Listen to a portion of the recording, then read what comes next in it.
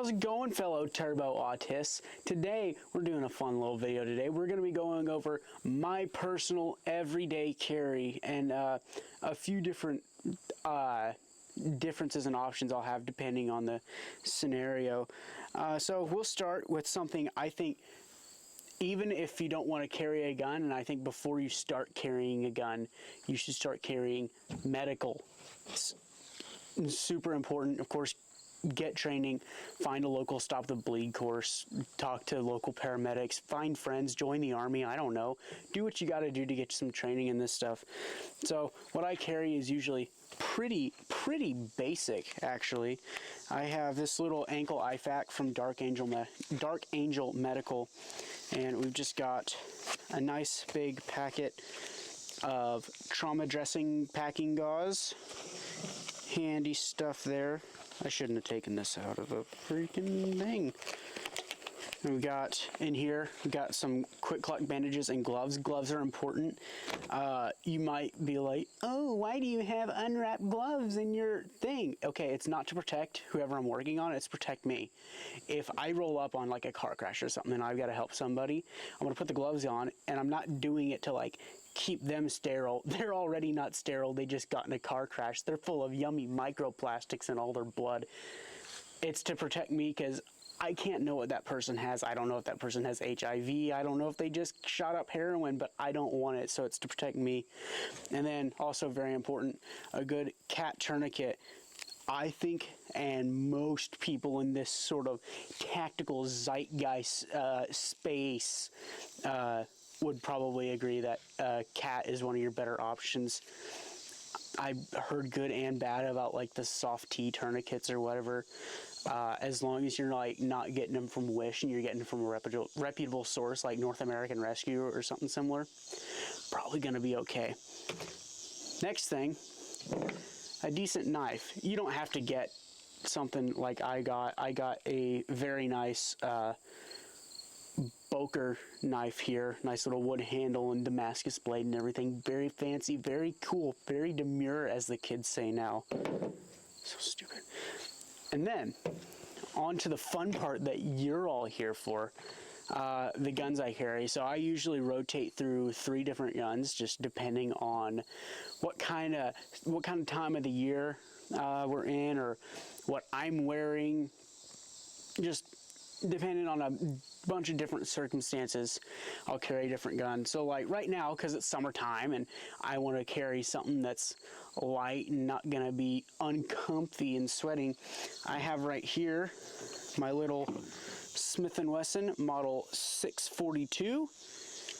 I believe this is the no internal lock version. If you care, I don't know. We're all autists here. You probably do care. I just carry that in a little leather holster. You can get like different grip panels that have like a little loop on it, or you can get the like clip draw attachment to just tuck it into your belt. Kind of cool, I guess. I would rather have the full protection of the holster. Like I said, this is more of like a summer carry, or just if I'm wearing like jogging pants or something, sweatpants or whatever. This is a great option to have. 38 special. It's not necessarily the absolute best be-all end-all of self-defense rounds, but like, it's gonna suck to get shot by one. I don't want to get shot by a 38. So moving on up, we have my, well, it's not a Polymer 80 YouTube manual reviewer. This is not a Polymer 80 firearm. Okay, this is not an 80%. But it's basically a Gen 3 Glock 19. Nothing too crazy with this bad boy. Oh, I should also go over my ammunition choices, sorry. For this gun, I have some Hornady Critical Defense. For the other two, I just carry some basic FMJ, or not FMJ, I'm sorry, jacketed hollow point. Should probably go get some Hornady Critical Defense, but whatever. Anyway, yeah, Nothing ridiculous for this. This is more of a like fall and springtime carry, because you know you might be wearing a jacket or something. This is a lot more concealable. I know there's some of you, some of the Lucas Botkins of the world, you skinny guys, can go carry like a full-size CZ75. That's not me. I can't do that. I'm a fat boy. And then winter carry, and this one's gonna get a lot of hate, I know, because no one likes it. My Sig Sauer P320. I know, you can boo in the comments or unsubscribe, whatever.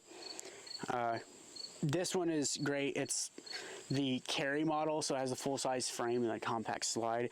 I like it. And then with this one, I did get a little fancy. A good friend of mine and a good friend of the channel actually had this.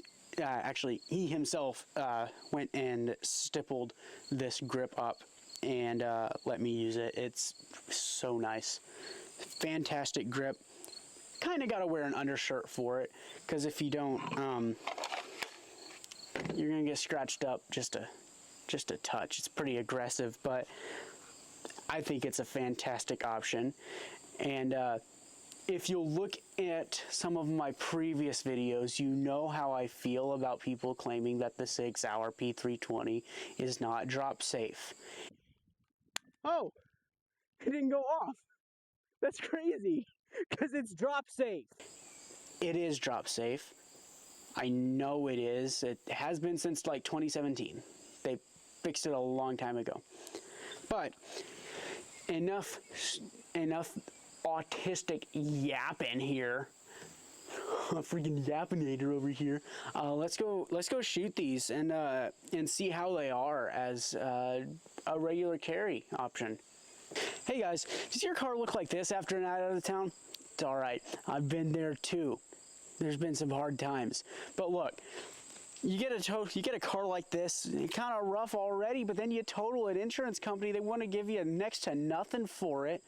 And you know, you're trying just as hard as everyone else. You can't make ends meet neither. You can't take no $200 offer or whatever from the insurance company. So call Wooten Empire and Appraisals, and they'll get you sorted straight out. They'll give you what your car's worth, and maybe even then some. Just because, you know what, you're a cool guy. You're a cool dude, and you deserve a fair amount of money for your totaled vehicle. Yes, call Wooten Empire and Appraisals for any of your diminished value needs. All right, so now that I've talked my brains out about the different things I carry, let's see how viable some of them actually are. We're gonna start with the Smith & Wesson Model 642. As you can see, very concealable gun. It's really small. Let's see how it shoots.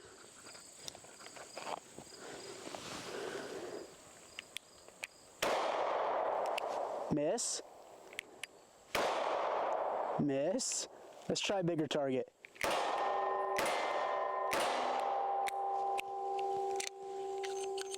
So, not a particularly accurate weapon. We've got like 1.5 inches of barrel here. But great for comfort and concealability. So just like, hope you don't have to be like our hero Eli Dickens. All right, so moving on up to our next one, our Glock 19. As you can probably see, slightly less concealable, a little bit bigger handgun, but also there's a lot more barrel and it's a lot more accurate and a lot more ammunition. That 642 holds 5 rounds of 38 special. This holds 15 plus 1 of 9mm. So let's see if I'm any better with this.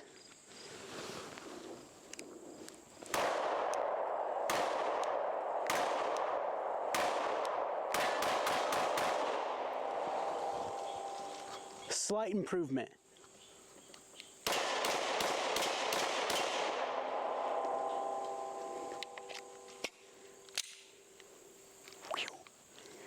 All right, and then last not least, the big boy, the Sig Sauer P320 that everyone seems to hate, but I kind of like it.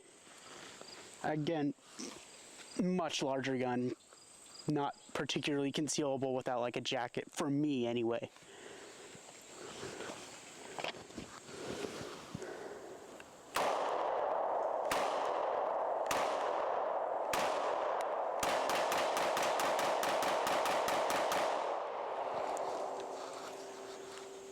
did not do very good on those small targets. I might actually no, I didn't miss it. I think the gun did. What do you think, camera guy? User error. All right, so some closing remarks here. These are just what I think are best to carry and what I like to carry. You might find something that works great for you that I don't really care for. You may be able to carry more stuff, you might be able to carry less stuff, I don't really know. All I know for sure is that there are some things that are very important for you to carry and to have on you. And the gun you have on you is always better than the gun you left at home. So with that, go get training, go do some concealed carry courses, do what you can to better yourself and be a better, more helpful and productive member of society so you can help other people. I'll see you in the next one.